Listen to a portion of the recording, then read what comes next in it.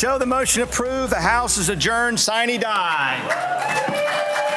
Florida lawmakers end the latest legislative session in time, passing a historically large budget. It's $117 billion, about $7 billion higher than last year. The governor credits a strong state economy, surplus tax revenue, and promises to sign another consumer tax cut package of more than $1 billion. WESH 2 political reporter Greg Fox explains some of the new measures that passed widened the state's cultural divide.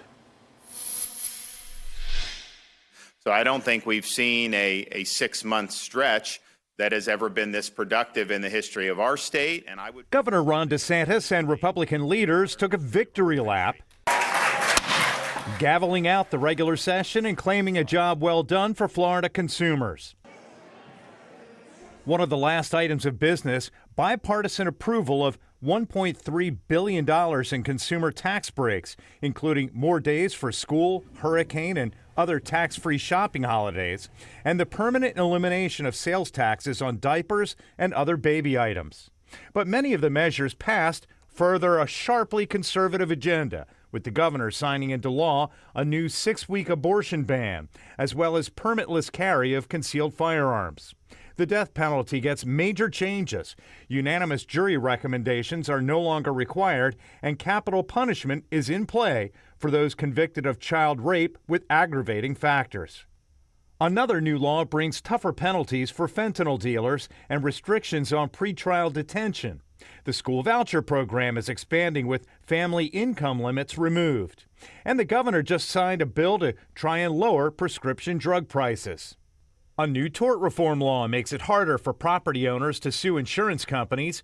State pension funds will be avoiding investment in companies that are guided by ESG, environmental, social, and governance policies.